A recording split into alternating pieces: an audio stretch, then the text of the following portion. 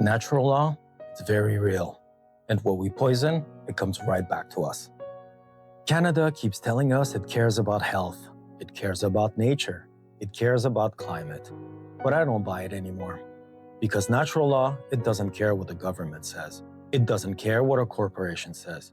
It doesn't care what the label says. It only responds to what we actually do.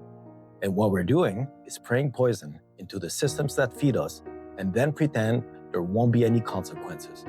That's insane to me. We poison the land, we poison the food, we weaken insects. We weaken animals, we weaken ourselves. And then we act confused when life starts feeling dead, expensive, sterile, and sick. That's not bad luck, that's cause and effect. And that's what gets me. We're living in a system that keeps violating life, and then we call it progress. Glyphosate didn't become normal because it was good. It became normal because it was useful to a system that worships control. Kill faster, harvest easier, manage more, control more. That's the mindset. And once that mindset takes over, everything alive starts getting renamed. Wild plants become weeds, berry brushes become brush, forest diversity becomes competition. Life itself gets treated like interference. And when a society starts looking at life that way, it's already disconnected from natural law. Because natural law doesn't ask what's efficient, it asks what's true. In Canada, glyphosate is not some side issue. It's built into industrial farming. It's used for weed control. It's used around major crops. And in some cases, it's used before harvest. It's also been used in forestry to kill off plants that the industry doesn't want. And that right there, it tells you the whole story. This system doesn't work with life, it works against life. And then it acts like it's normal. You can call it management, you can call it regulation, you can call it modern agriculture. If it poisons life, it poisons life. Let's start with short-term effects. Direct exposure can irritate skin. It can irritate the eyes. It can irritate the nose, the throat, the lungs. If concentrated formulas are swallowed, it can get much worse. Nausea, vomiting, diarrhea, burning in the mouth and throat, dizziness, headaches, reduced consciousness, seizures, coma, and in extreme cases, death. So no, this isn't harmless, and I'm tired of the language games people use around this.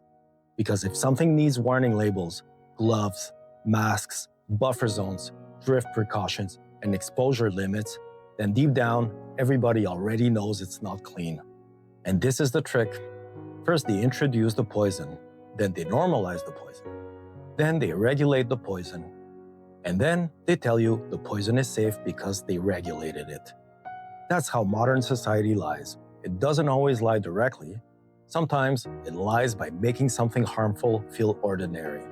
And once people get used to it, they stop reacting. They stop questioning. They just accept it as part of life.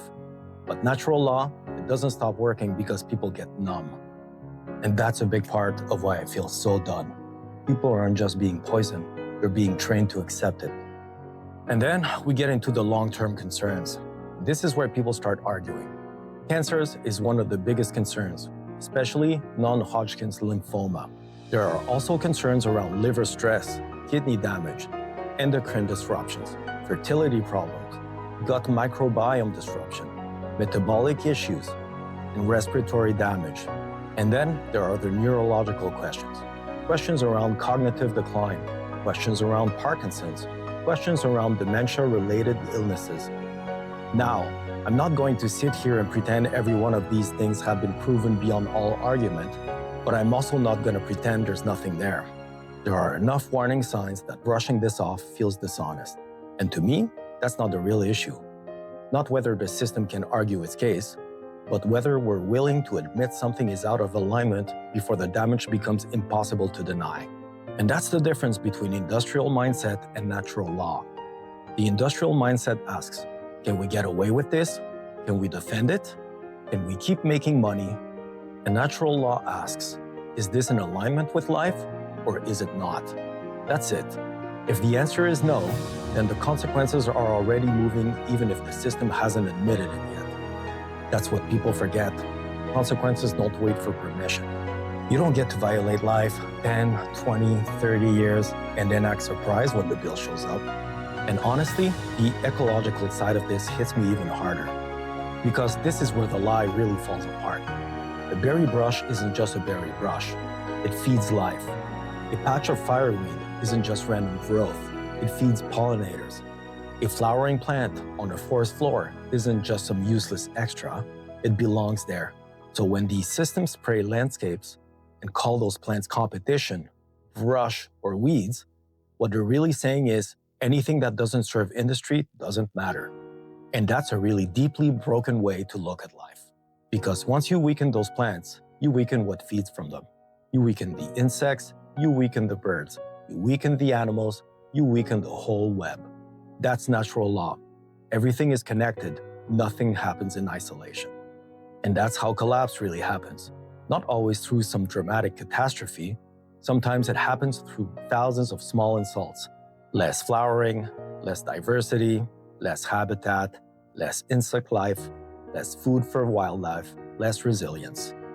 And then one day people look around and say something feels off. Yeah, because it is off. The land feels it, the animals feel it, and on some level, we feel it too. That quiet deadness, that lack of aliveness, that sense that something sacred has been stripped out of the world. That feeling that a lot of us have, that something is very wrong, I don't think it's in our heads. I think we're feeling the real consequences. And all this is happening while life in Canada keeps getting harder. Food costs more, land costs more, energy costs more, everything real costs more. And people are told to just accept it.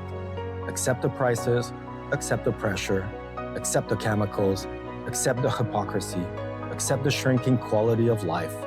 And I'm sorry, but I can't do that anymore.